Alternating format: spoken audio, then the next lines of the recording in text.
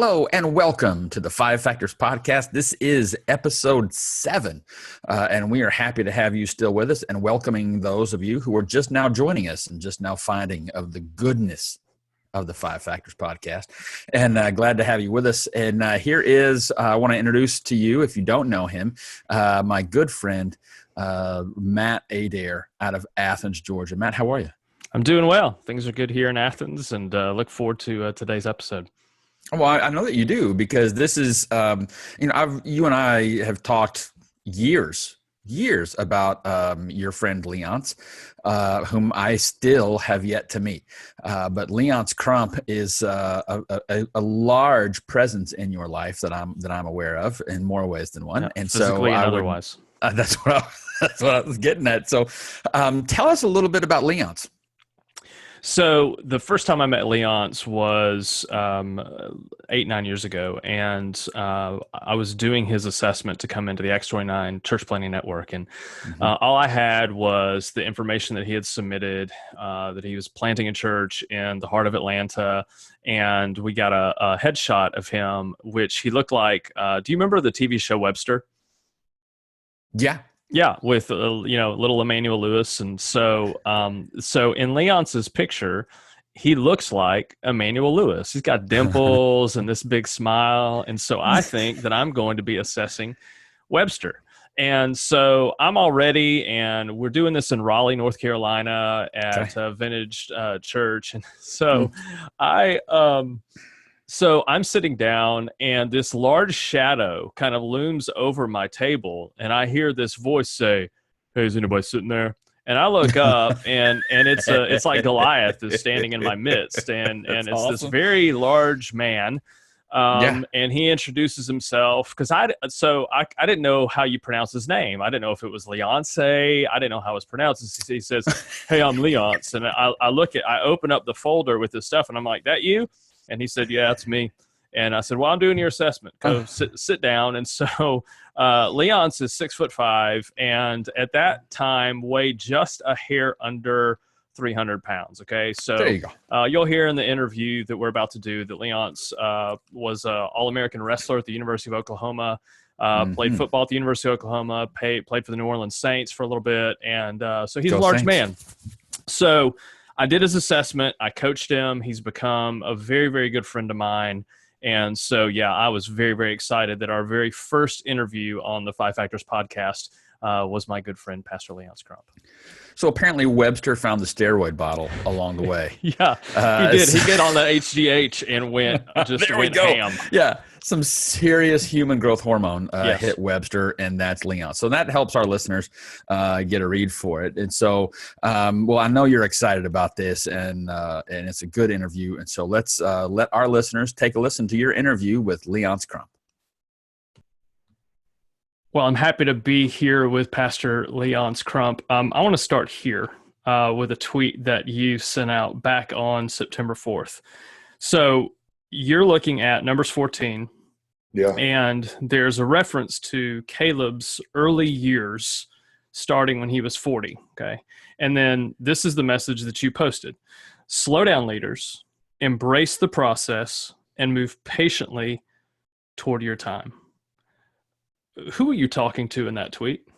To myself, primarily, and to guys in my generation. I think, especially the more gifted leaders, we have a propensity to want to microwave ourselves to the end and live toward a legacy that we haven't even started building yet, if that makes sense. So we are so far into trying to be the next fill in the blank. And then for the best of us, even just trying to be the best version of ourselves, not striving towards some other reality of some other person, but just saying, this is what I want to do, what I want to leave behind, the marks that I want to hit, the impact that I want to make. And I've got to do it now, and it's got to happen fast. And I've got a message to get out, and I've got to let the world know. And we live like we're at a loss for time somehow. Right. And when I was reading the story about Caleb, I was just so struck in all of that those were described as his early years. Yeah. And I'm still a few years even from that. And so it just really sat heavy with me. And I felt the need to share that hey, you know, there's a process here. God's taking you through it. If his hand's on you, it's going to be validated. And note, I didn't say wait for your time, Right. But move slowly toward your time. Be patient in realizing the fullest of your potential and how God will impact the world through you. And that's okay. Yeah. Let's break this down a little bit. When you say slow down, what needs to slow down? What's happening too fast for leaders under the age of 40? Grasping for platform, trying to secure and solidify their legacy, trying to be the guy on the stage, being disillusioned when they're not, trying to make too great an impact with very little history behind them, very few proof points, very few Ebenezers to say that I have a right to speak on this because I've lived the days and I've done the work and I've taken the journey. And again, speaking a lot to myself here, I wrote a book, my first book at the age of 36. And I realized in the midst of that, the subtle hypocrisy, right? Because Tim Keller didn't write his first book until he was 50. Right. And even as I stared down the barrel of a second book, I hesitate. And I've actually said this to my publisher, that I'd really like to get more time under me leading, practicing, doing these things before I set myself up as an authority. Yeah, it's a little bit of a chicken and egg, because I think it's one thing to say, hey, don't grasp for a platform. It's another thing in terms of how you handle the microphone being put in front of your face. Yes. And people wanting that. So how do you navigate that tension of, yes, I mean, I think it's easy for us to say, don't go after something that you haven't earned. But when people are coming and putting opportunities in front of you, whether it's publishers, conferences, things like that, how do you slow down in the midst of that? Well, for me personally, it's really a matter of wisdom and metrics. And what I mean by metrics, for example, is most speaking engagements, the very first question that I ask myself is, how does this further the vision of our church and the particular vision that God has placed in front of me? If this is just an opportunity to be on stage and talk about stuff, then there's no need for me to be there. That's part one. Part two is how it intersects with my family rhythms in my life and being wise in investing in where I am right now, and the ministry and the stewardship that God has given me right now. And these lessons have come over time and pain. I mean, we've known each other for a long time, man. Right. And and in those first few years, I felt like I was the black guy at every conference happening in evangelicalism. And over the last couple, I've really, for the most part, I'm not gone more than once a month. Yeah. It has to be strategic. It has to be important. It has to align with the visions and values of our church. It can't endanger the health of my family rhythms, which I'm sure we'll get into here in a little while. Yeah. And it's not just an opportunity to have a mic in front of my face. It has to be a moment where I can actually make an impact and walk away knowing that God was honored in that moment. Yeah. Was there a moment, you know, at the time of recording, you have 3 children outside of the womb and one still in the womb. Was there a moment that caused you to kind of change your approach to that based on what was going on at home? Somewhat, absolutely. Actually, it was a conversation with a guy that maybe many people don't know, but it was Noel Heikkinen. Yeah, pastor in Michigan. Yeah, pastor in Michigan, great brother. I was supposed to speak at a conference. So this was my lineup for a 3-week period. I was at a board retreat for Acts 29. I was leaving that board retreat to go and speak at a conference. And I had committed to speaking at another event following that. And Noel just happened to call me to check on me. And I was telling him about all of this and how I was kind of feeling closed in, et cetera. And he said, "What are you grasping for, man?" And I said, "Well, I don't think I'm grasping for anything. I feel this responsibility almost to avail myself to this because I'm the pink zebra in the room." And he said very succinctly, he said, "You know, when I was your age, I had that chance and the conferences came calling and our church was growing like gangbusters. And everybody wanted to know what I had to say. And he said, if it's meant to be, it'll still be there. It'll still be there once you've taken the time to invest in where you are the way you should, particularly with your family. About 2 weeks later, Derwin Gray, very similar conversation. Right. He said, if I have one regret over the last few years, is putting ministry, he didn't say ahead of my family, but what he did say was your kids are only going to be little for so long. Mm-hmm. And then they're gone. Yeah. And if you miss these days, if you miss these opportunities because you're on somebody's stage telling them how to live their life or do their ministry or lead their people, I think you're going to regret it. Right. And so those two things just really shook me into a new reality. That was almost 3 years ago now. And it was a substantive change following that. So, I mean, that creates a process, and in the tweet, you talk about embracing the process. What do you seeing yourself, seeing other younger leaders that they're resisting? What aspect of a process are they pushing back on? Time itself, and the pain that comes with that. So I won't speak for them. I'll speak for me, right? Because I'm talented, because I do have good ideas. There's a proclivity to believe that has to be out there. Well, there's been guys with good ideas and great talent forever. And no one knows what they went through to get to where they are. And so one illustration, a good friend of both of ours, everybody wants Chandler's church and Chandler's platform. Yeah, nobody wants Pastor Matt's cancer. Yeah. Right. Nobody wants that part. Everybody wants an opportunity to speak at the places that Andy Stanley does. No one wants Pastor Andy Stanley's upbringing and the complication of his parents' marital situation that shaped and formed much of what he is.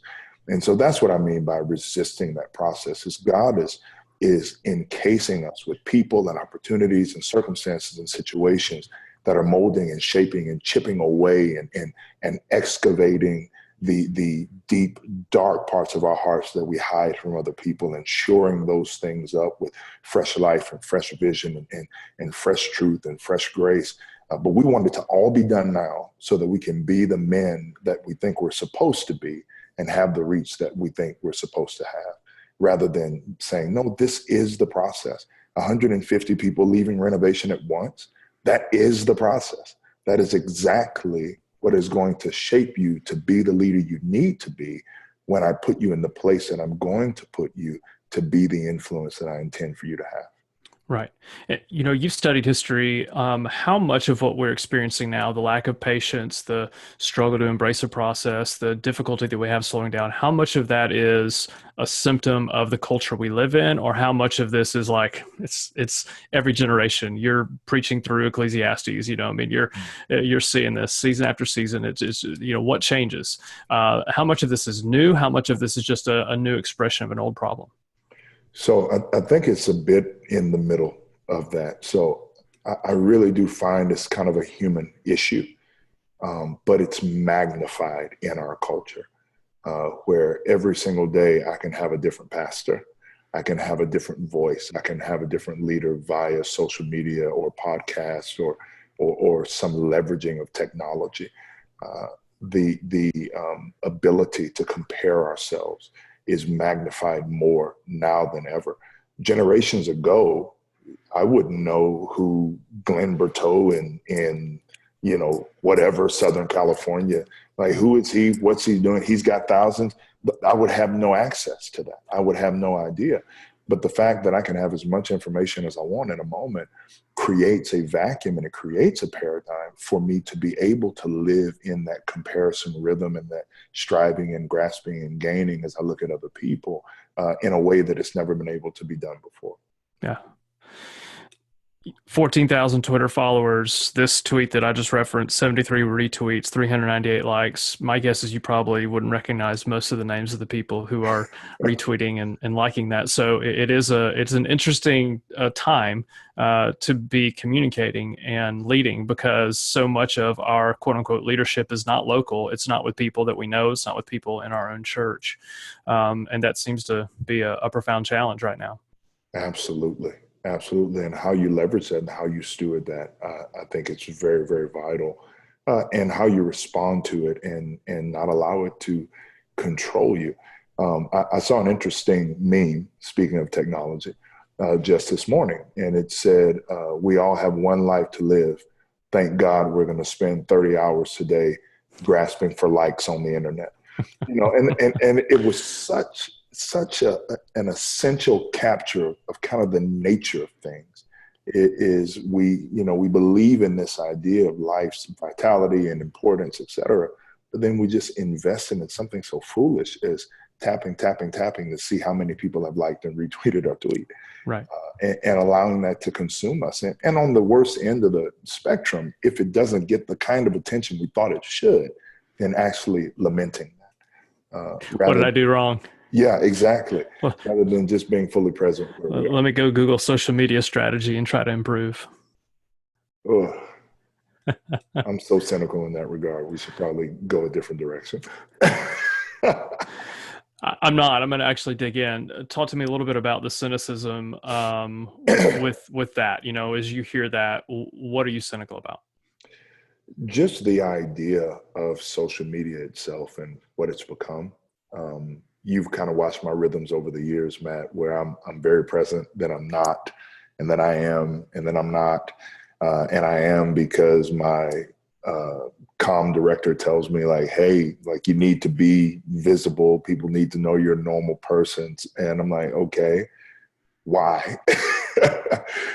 Why does that matter?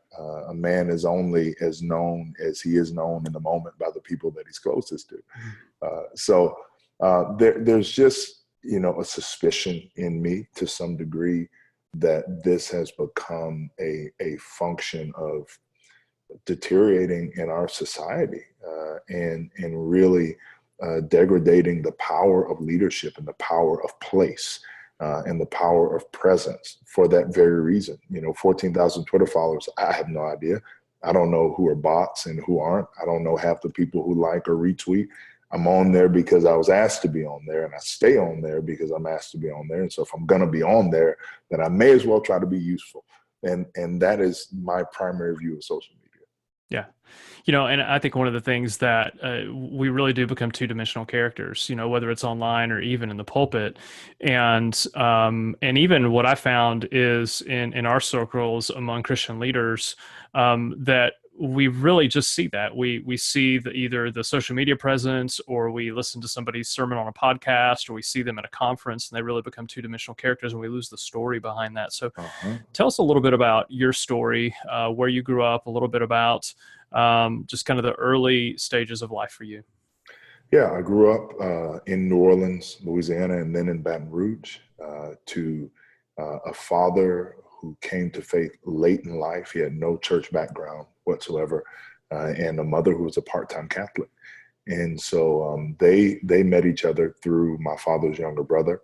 My dad is significantly older than my mom, about 10 years. And he went off to the military, made a man of himself, et cetera, the whole human story. Right. Came back, saw a beautiful young girl, wanted to marry her. She, of course, ignored him, which she has become quite skilled at over the last 45 years. And so those are my folks, and they're beautiful people. They're still married. I've got one younger brother, and then, of course, 2 attempts after me. They were never able to have children after my younger brother. And it's really, really fascinating. 7 years attempting, had me, had my brother, no more. And so they raised us fairly moral people.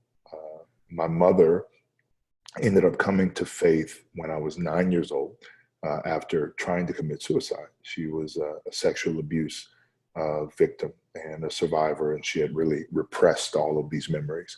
And they all started flooding back in the form of dreams. And at first she thought she was going crazy.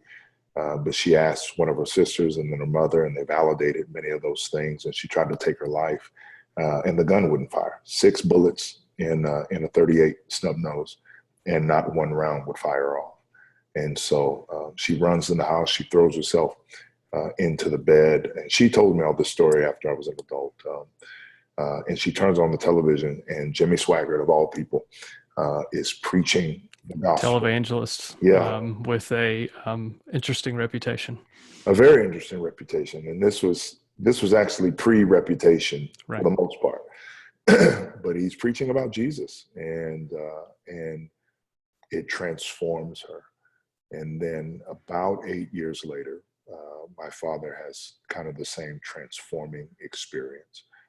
And a few months after that, before my 16th birthday, is when I first really tried to begin understanding who Jesus is, and what he came to do in the world, and what that should mean to me now. So, and was that just in response to what you were seeing happening in the life of your parents? Partly, and then also the ministry of the church that we were part of. Talk a little bit about the church you were in. Bethany World Prayer Center, which is, full on, kindness, charismatic, but earnest in their approach. Right. And they've actually produced some great leaders and some great pastors. Chris Hodges, one of the finest leaders I know, came out of that church, actually officiated my grandfather's funeral. And which, interestingly enough, I was in Birmingham a couple months ago, saw him, and he remembered me and asked me what I had been eating, because I was a giant now from the last time he saw me. And so it was there that I actually heard the gospel for the first time from a very persistent young man named Judah Vidros, who basically harassed me into becoming a follower of Jesus. And so that, it was in response to what was happening with my parents, specifically my father, and then also the community that we were surrounded by at that time. They just had a very genuine nature and very earnestness about faith. And even then I was a cynical guy. And so I was trying to pick apart everything they were saying and everything they were doing.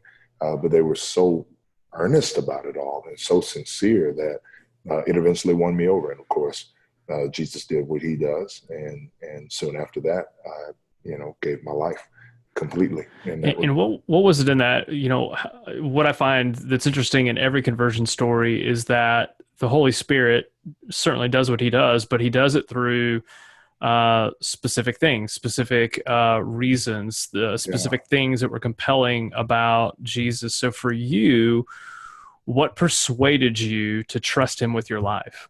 Friend of sinners.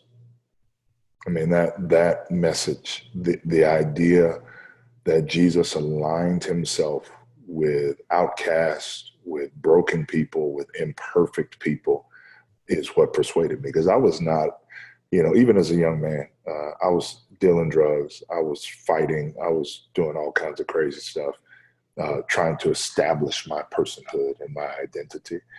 And the fact that he would associate with me versus the person who always did it right, who always got it right, who knew what to say and when to say it, that is really what persuaded me, was that Jesus didn't want me to fix myself and then be connected with him, right. That he wanted me just as I was.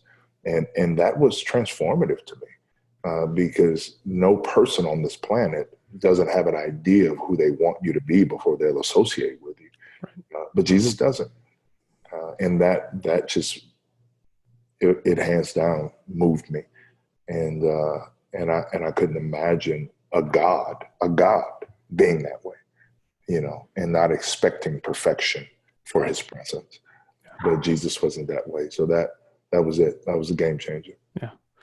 So then you go to the University of Oklahoma as a wrestler, eventually play football as well. Uh-huh. Life as a student athlete who's also a Christian. How did that play out in Norman? Oh my goodness. So back to the earnestness.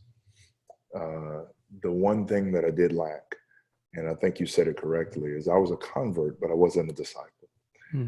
And so I didn't have tools that I needed to face the University of Oklahoma. And the first year I was there, I really was just hanging on by a thread and by the idea of law and love. God loves me. He expects this of me. I'm going to will myself through this. And that becomes exhausting. And so eventually I let go, and I began to experiment in all that college had to offer. And for 2 years, just wandered away from the Lord and chased all of my deepest and darkest passions with women and trying to be the man. Same idea as we were talking about moments ago, but now it's just lived out under the banner of Jesus.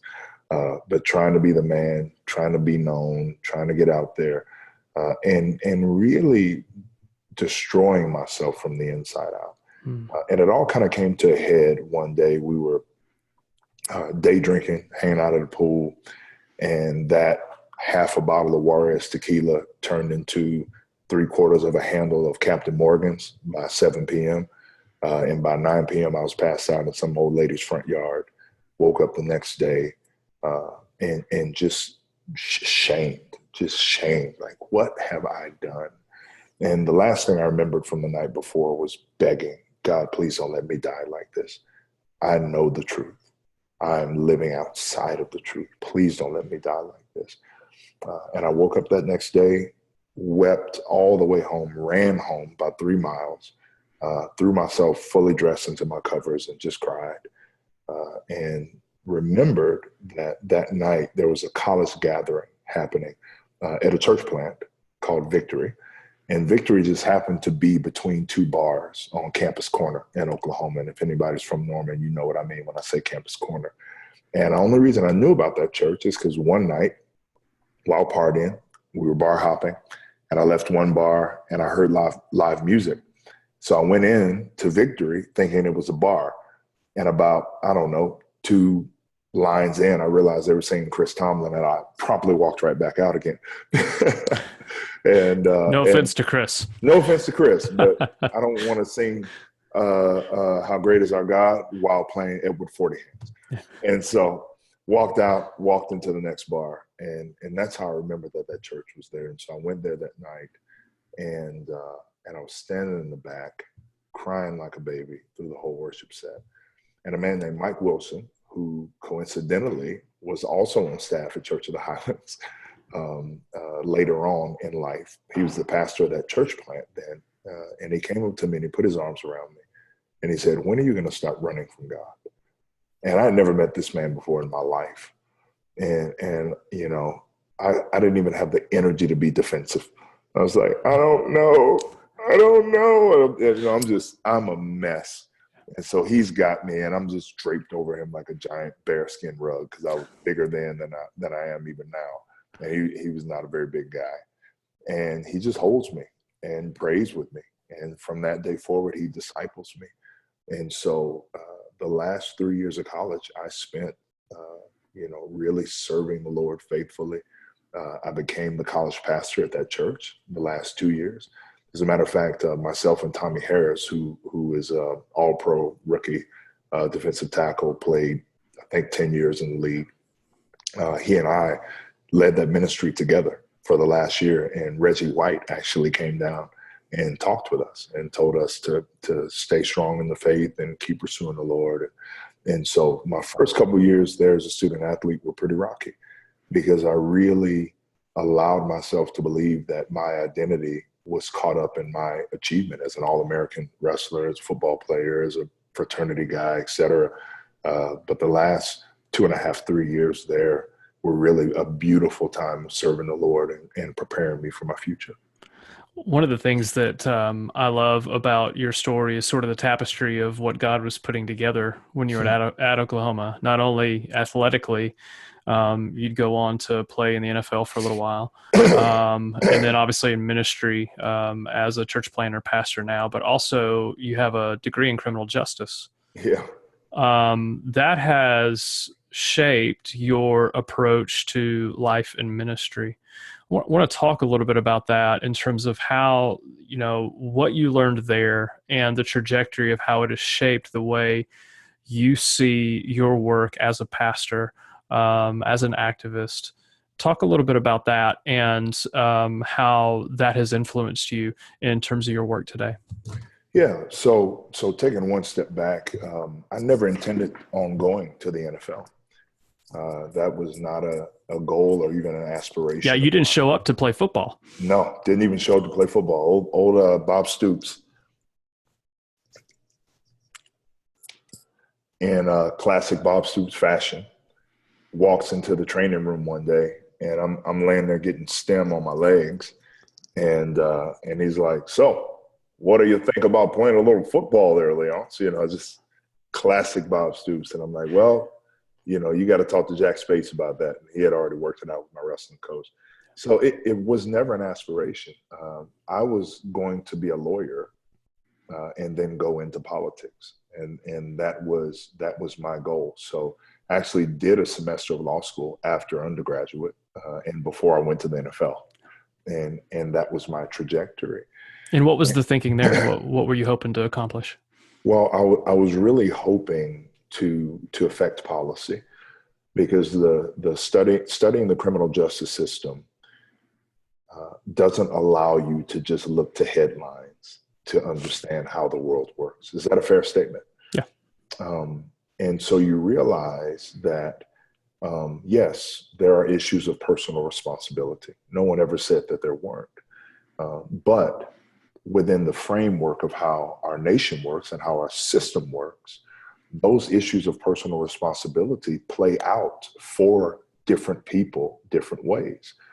Poverty being the greatest indicator of how those issues of personal responsibility are going to play out, then followed by race. And so when I began to see how those things fleshed out and how, for instance, 1 ounce of cocaine is charged at 100 to 1 difference for 1 ounce of crack. So if you get 1 year for cocaine, you get 100 years for crack. Well, which drug is disproportionately in one community and which drug is disproportionately in another, even though one drug's form is based off of the other. Right. Do you see what I'm saying? Yeah. So the laws themselves were set against the most vulnerable people that are supposed to be protected by those laws. And I was profoundly affected by that. And so I started to really move toward politics and toward advocacy and law. Even back then, I actually worked for J.C. Watts for a bit. He's the one that advised me not to get into politics, but I really wasn't too interested in listening back then. But now I understand why. Yeah, why was that his advice? Former, again, Oklahoma quarterback and Heisman Trophy winner. Yeah, Heisman Trophy winner. I was, underselling his achievements. Yeah, don't undersell the Sooners, man. I don't ever talk bad about Bama. That's because I love you. I appreciate that. Yeah, it's captured in a phrase. He said, if you go into politics, Leonce, you can expect one of two things. Hold on to your values and get nothing done, or compromise your values and get some things done.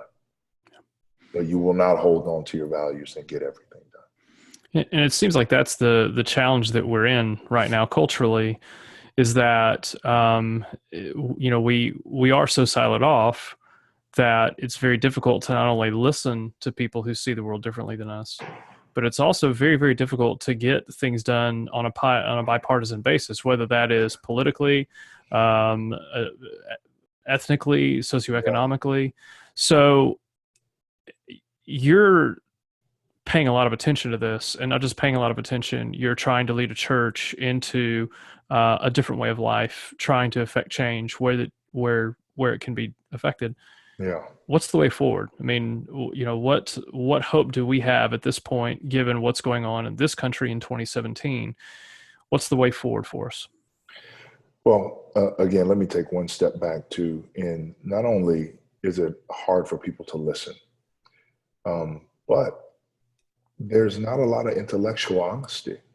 And I don't mean that in any diminutive sense. It's just easier for us to pick a side and then take the information from that side and then live and think accordingly, rather than actually doing the research and actually digging for facts and actually taking the time to assess the structures rather than just receiving the sound bites. Does that make sense? Yeah, and my assumption is you'd say that that's not because of laziness, it's because of something else. Well, some of it may be because of laziness. Some of it is just because of convenience. This actually goes back to the tweet.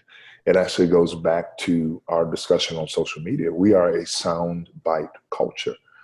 So much so that they teach you now in sermon classes, and you know this in preparing communication, to try and boil an entire communication down to one sticky point, because that is what people will grab onto. And there will be people who pick different pieces from different portions of your communication, but it'll be that sticky point. And to some degree, that's just effective communication. Right. To some degree, it is an indication of the fact that we don't want the details. We just want the soundbite. We want enough information so that we can form an opinion and then write a Facebook post about it. And that is what becomes so disheartening, because even when you meet those moments with facts, the soundbite has so made up the mind of the other person that it is impossible to undo it even with data. Right. So that's part one. And so the way forward for me would one, as a pastor, I feel a burden to lead and to shape and to form responsible, ethical Christians, which means that I want to help them not only have biblical knowledge, but know how to see the world rightly, which requires that they actually do the work of investing in the data. And so I try to lead them to that end, that they won't just take my word for it, that they won't just take a soundbite from CNN or Fox News or MSNBC, but that they will actually step back and say, what are these people raging about? What is actually broken in the system? Who is actually affected by these things? How is this actually a gospel issue? And start to connect those dots, and then make a decision to live out of a thoughtful approach to all of those questions. Right. So now, as pastor of Renovation Church in Atlanta, one of the things that I feel has happened is, particularly in generations that are older than we are, is that somehow the realm of politics and policymaking, which is always going to be diverse in people's backgrounds and perspectives, that got taken off the table at some point under the umbrella of discipleship. And so we don't talk about politics, in the outside world, we don't talk about religion or politics. Inside the church, we don't talk about politics. So how much of the current schism that exists in this country as it relates to politics and the way forward together as followers of Jesus is because we have failed to disciple people in a world in which policymaking matters? Well, I think it's an even deeper failure than that. I think most church models are built on dispensing biblical knowledge rather than trying to shape a biblical worldview. And those are two very, very different things. Mm-hmm. Because if I'm trying to understand how to see politics through a biblical lens, that doesn't require me to just know how to quote John 3:16 or know the Romans road or know even the difference in a Reformed or Arminian soteriology. It requires me to really take a step back and put a biblical framework over the whole of what it is that is happening in the world. And that doesn't allow you to be left or right. It doesn't. It actually puts you in the most uncomfortable position, because then you have to care about the people on welfare and you have to care that abortion is wrong. You have to make a decision on if baking a cake for a gay couple is actually a violation of Christian living, rather than, because there's no verse to throw at it, right? And so it really, I think we have not served the church well in teaching them how to be thoughtful Christians. Somewhere along the way, faith became feeling and thought was just thrown out of the window. And so now, how do you feel? Do you believe that Jesus died for your sins? And can you quote enough scripture to teach Sunday school? And that in no way equips people to actually live in the real world. It actually leaves them very much victims and prey to whatever comes down the pipe, which is how evangelicalism got hijacked and co-opted by one political party. When in reality, no political party should own our vote. We should vote according to our conscience and according to those things that are in keeping with the common good and in line with our biblical values. And no party captures those things accurately, all in one party. Right. And that's just one thing. That's just one thing about how we don't know how to think. Yeah. With a biblical worldview. Practically your church and my church are pretty similar in the fact that we have a number of people under the age of 30 who are socially, politically vocal. And so practically, to get back to what you and everybody else in leadership or innovation is doing, what are y'all doing practically to help equip them to be able to think biblically and operate out of a biblical worldview? So on Sunday mornings, by actually applying the sermon to real world situations, by drawing culture into an introduction or into an application or into an illustration to show how the Bible answers that question and how a biblical framework resets those thoughts and puts them in proper perspective. By doing strategic leadership development through our leadership development pipeline, and actually doing classes on apologetics and political thought, by hosting forums on human sexuality and same-sex attraction and gentrification. Yeah. And policy. And crossing some lines in who you have on the stage with you. So it's not just kind of a tribal echo chamber, but having some people on the stage who see things differently than you, believe things differently than you. Well, all of the people for our SSA panel believe differently from me, except for me, which really, so in that moment, anyone there from my church or even from your church had to watch me verbally spar, and I use that word loosely, to be able to refute what was wrong, what was theologically inaccurate, what was emotionalism and response, and not jump on that, but sit back and allow them to feel what they feel and still meet them graciously with truth, and not violate the scriptures or my conscience in any moment. And so now they get to watch that play out live, and it's not just training, but I'm actually putting that in practice. And so those are the ways that we do that. It is intentional, and it is really pushed down into every part of our ministry. Underneath all of the activity, and as we recognize theologically, practically, broken people in a broken world, it's very easy to get jaded. How do you maintain your spiritual health? How do you maintain your hope in God in the world that we live in, the world we're bringing kids into, a world that we're not going to retreat from? How do you continue to develop that kind of hope in God that you need to continue to lead? Yeah. So let me be honest. There have been periods where I've been deeply cynical and tired, and I tried to blame outside factors for that. But the reality is, I wasn't taking care of my inner man. So I know what I need to thrive spiritually. I know the spiritual disciplines that I need to do to feed my soul, to keep me encouraged, to keep me moving toward God in the face of the chaos. I know that. I know the rhythms that I need in my life, natural rhythms of sleep. I got to have 7 hours a night. I have to. If I start drifting into 5-6 hours, several days in a row, I really become an a-hole. I do. And that affects everything. Yeah. My eating habits, my family time, and prioritizing being fully present with them. That's how. And then, of course, over the last 14 weeks of preaching Ecclesiastes, that has just really been magnified as I realized, even that the message of that book is not meaningless. Everything's meaningless. is that everything is meaningful. Every moment matters. And so to intentionally be present and actually enjoy the simple things, a good laugh with your friends, a good meal, the sun on your face, all of those things are little gifts from God, even in the midst of this chaos. And so it's grasping as much of the good of life as you can, while remembering your creator. That's Ecclesiastes 12:1, and which relieves me of so much of the burden, because I can't control it anyway. I can't look back into the past and alter that.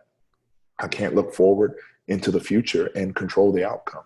What I can do right now is lean into the gifts that God has given me to try and solve the problems that I can solve, to speak into the ills that I can speak into, and enjoy the gifts that he's given me every single day as I do that. And those two things don't have to live in tension.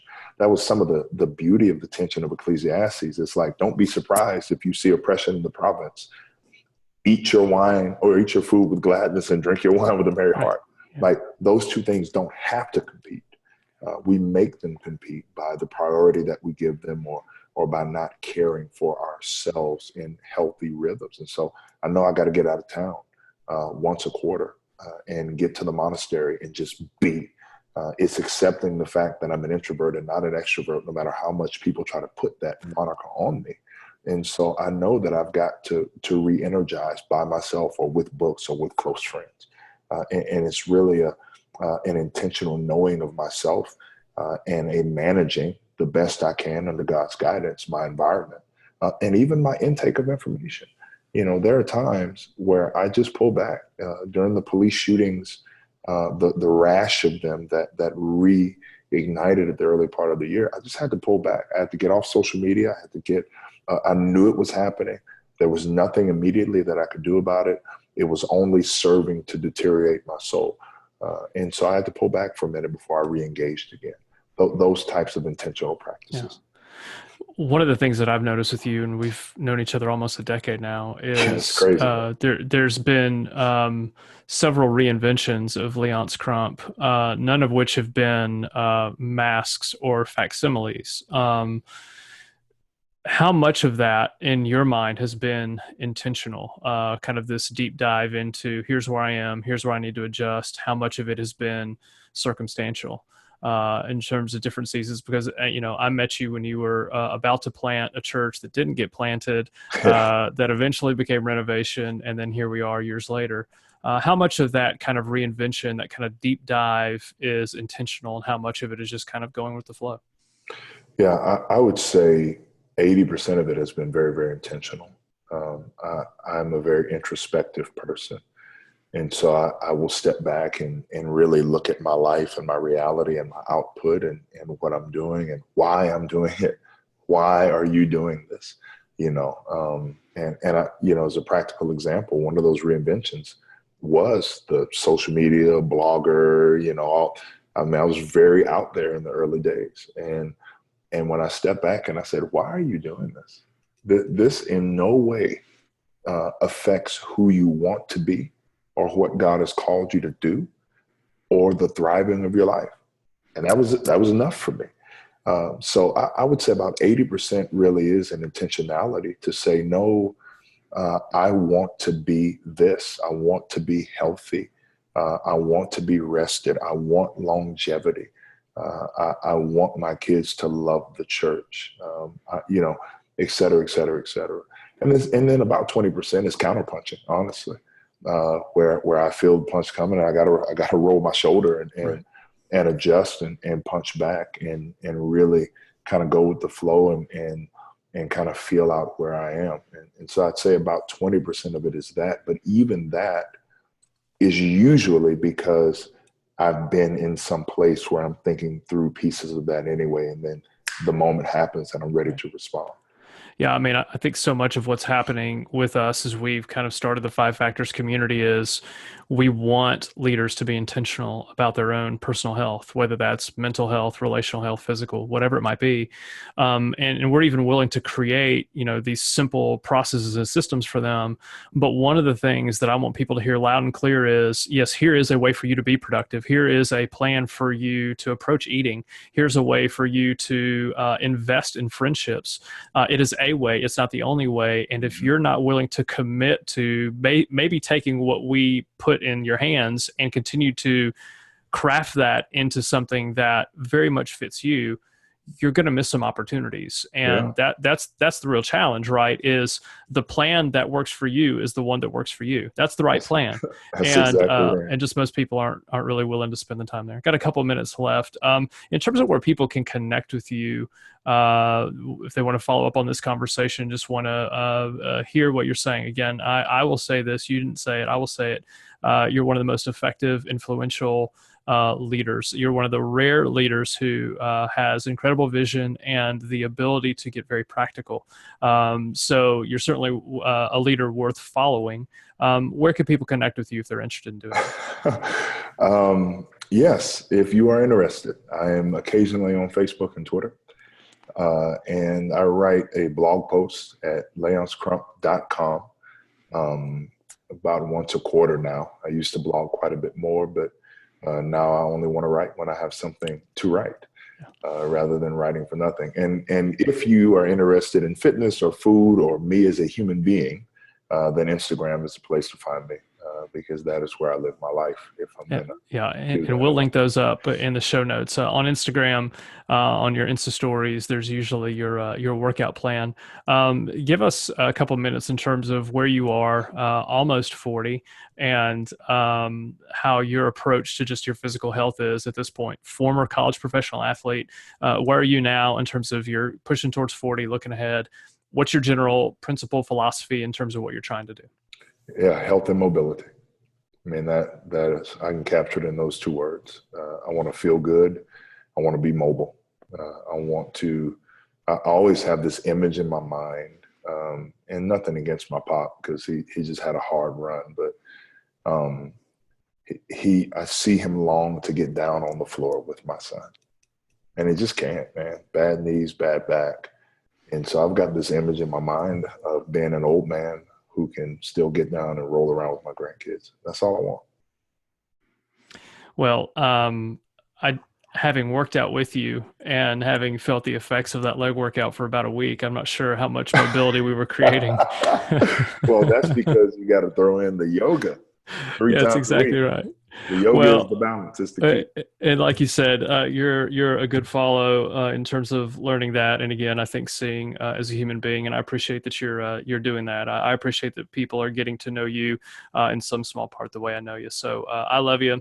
I'm really grateful for your time. So I appreciate you being on the call with us today. Glad to be here. That's a great interview, man. And I know it's really special to you. How would you wrap that interview up? What are your big takeaways from that interview?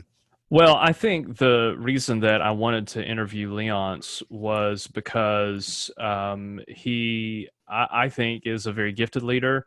I also think the fact that he was on the fast track to probably, even at this point, being one of the 10 names in evangelical Christianity that you couldn't ignore, because everybody knows him, and everybody who has a platform, I don't care if you're in Catalyst world, John Piper world, you name it, then he was getting invited onto these platforms, and he had the opportunity to continue to just take off like a rocket ship.